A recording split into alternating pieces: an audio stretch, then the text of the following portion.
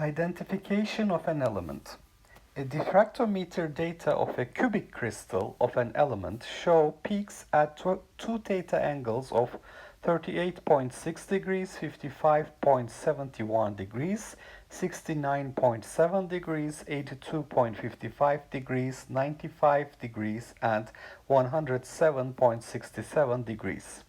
If the wavelength of the X-rays used is 1.543 angstroms, determine the crystal structure, the lattice parameter, and identify the element. So let's start with recalling Bragg's law.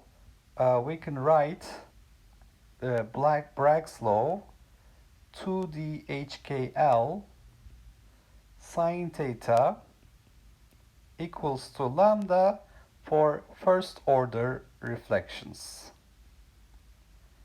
It's actually m lambda, but m equals 1 gives us first order reflections. So the distance between consecutive HKL planes in a cubic crystal is given by a divided by square root h square k square plus l square. So instead of d, we can write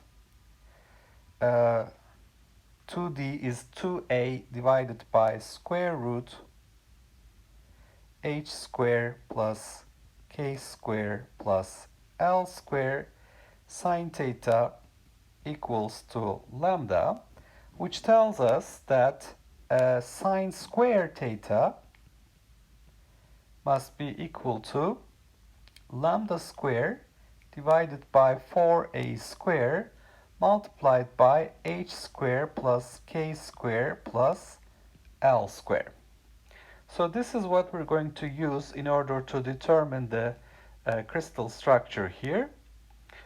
And here are the tabulated values for 2 theta, theta, sine square theta, and the ratio of these.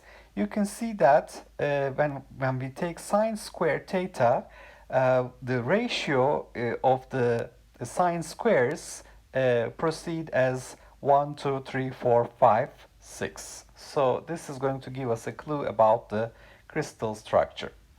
So we note here that h square plus k square plus l square allowed values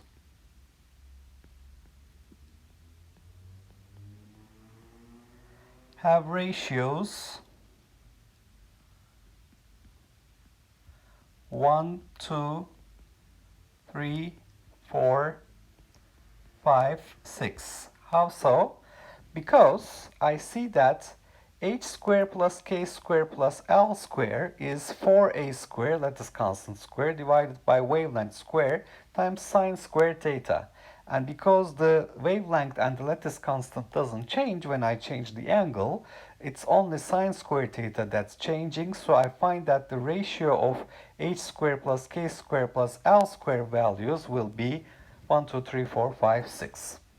So we will investigate cubic crystals, and since I already know the answer, I will just investigate the body-centered cubic crystal. And let's see if body-centered cubic crystal gives us this property. So now for body-centered cubic crystal, we can consider it as a simple cubic lattice with a basis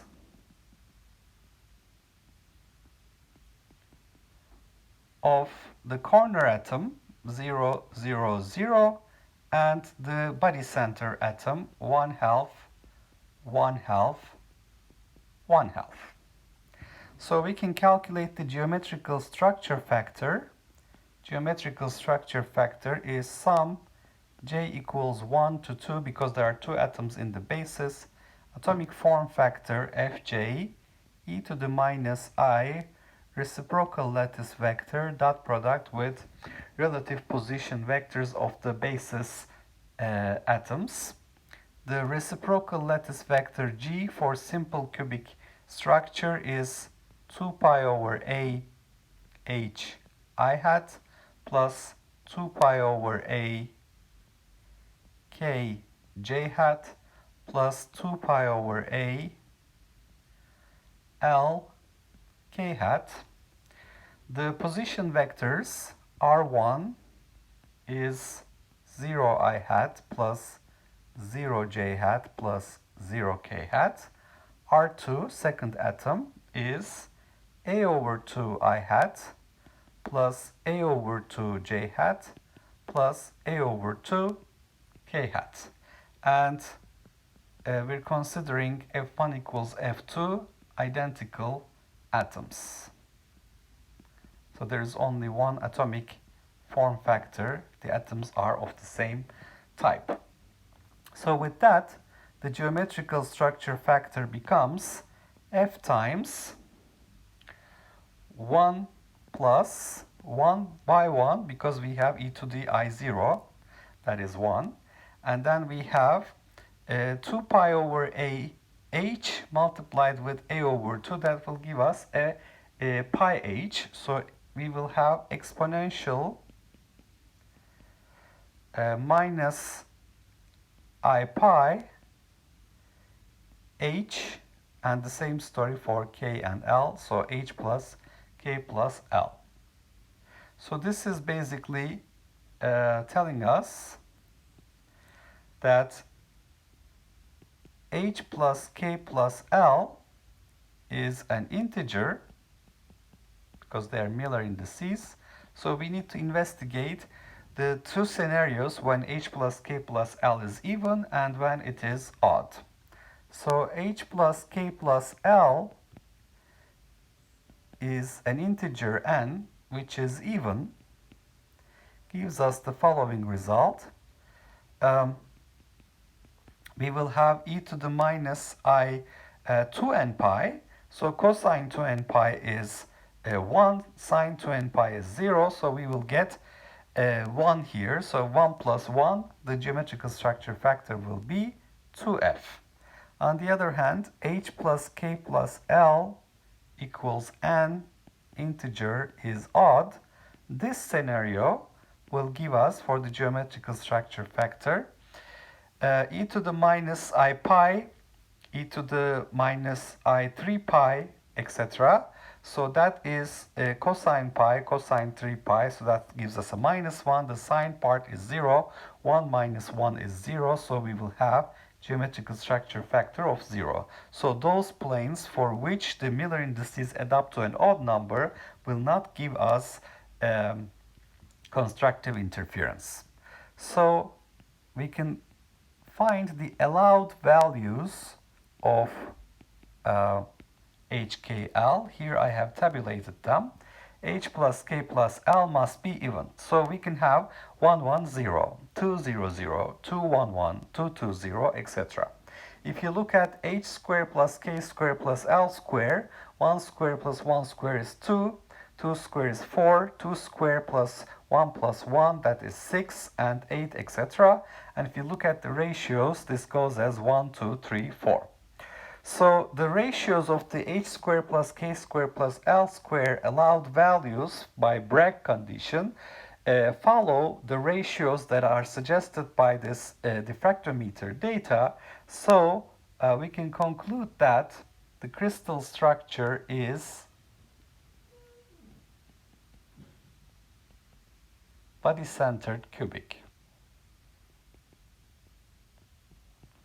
So this is our first conclusion. So we have gone through this exercise for part A to determine the crystal structure. Now our task is to determine the lattice parameter.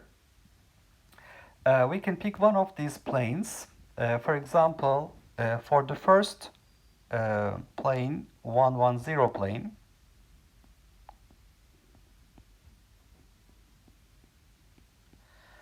we can write the Bragg condition again.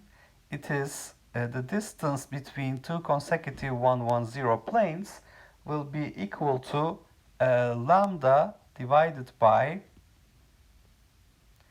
2 sine theta 110, and that must be equal to the lattice constant A divided by square root of 1 plus 1 plus 0, h squared plus k squared plus L. So that gives us, for the lattice parameter,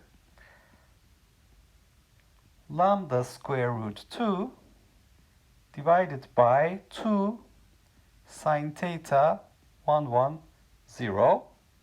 So this is going to be 0.15, no, it's 1.543 angstroms. That was the wavelength. Multiplied with square root 2 divided by 2 sine theta. For the smallest HKL values here, we have sine theta 0.3305. So 0.3305.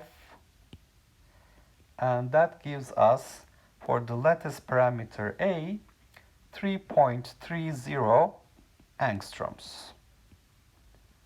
So it's a body-centered cubic structure with the lattice parameter 3.30 angstroms.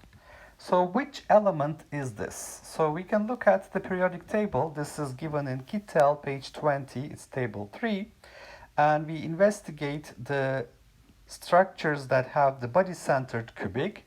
So if you look at, its lithium is 3.5 angstroms. That doesn't work.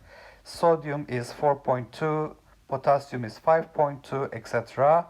And then the next one, HCP, HCP, FCC, FCC, BCC 5, that doesn't work.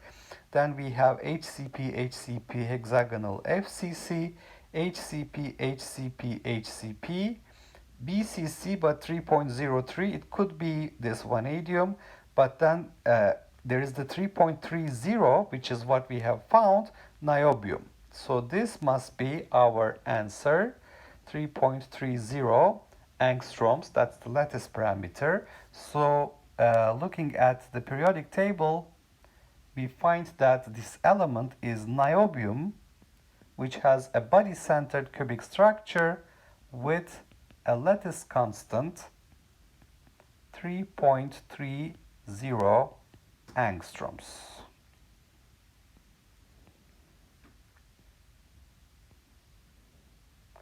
Okay, so what have we done here? We have a set of data, diffractometer data for a cubic crystal. So first of all, we knew that it was cubic. And the fact that it is cubic told us that the distance between consecutive HKL planes is A divided by square root h squared plus k squared plus L squared. On the other hand, we know the wavelength of the X-rays used. This is copper K alpha radiation, basically. And by tabulating the values 2 theta and theta here, we calculate sines of these angles, sine theta. And when we look at the Bragg reflection, Bragg's law for the first order reflections, 2d sine theta equals to lambda, which will give us the highest intensity. We find that sine squared theta is lambda square over 4a square, h square plus k square plus L square. So lambda is our wavelength and a is our lattice parameter. And we find that these h square plus k square plus L square values for reflections from these HKL planes will evolve according to 4a square over lambda square sine square theta ratios. So when we look at sine square theta, and we look at the ratios of the sine square theta for consecutive Bragg's law, the constructive interference conditions, we find that they evolve as 1, 2, 3, 4, 5, 6, which tells us that h squared plus k squared plus L squared values will evolve as 1, 2, 3, 4, 5, 6. And we can look at the face-centered cubic, simple cubic, and body-centered cubic structures. So I started with body-centered cubic. If that doesn't work, I would move on to face-centered cubic. And I find that because there is a simple cubic structure is not very common in the periodic table. If you look at the periodic table, you see that there is nothing with a simple cubic structure here. This is the alpha phase of polonium that is simple cubic, but so our candidates are basically BCC and FCC for cubic structures. So we consider BCC, which it is a simple cubic lattice with a basis of two atoms at the corner and the body center. We write the geometrical structure factor, and the atomic form factor is the same for these two atoms in the basis because they're identical atoms. And we find that the condition for constructive interference, the intensity of the diffraction will be proportional to total scattering amplitude squared, which will be proportional to a number of primitive cells times geometrical structure factor squared. So we have to look at the geometrical structure factor non-zero values, and we find that when the HKL indices add up to an even number, the geometrical structure factor is 2f and the intensity scales as 4f squared.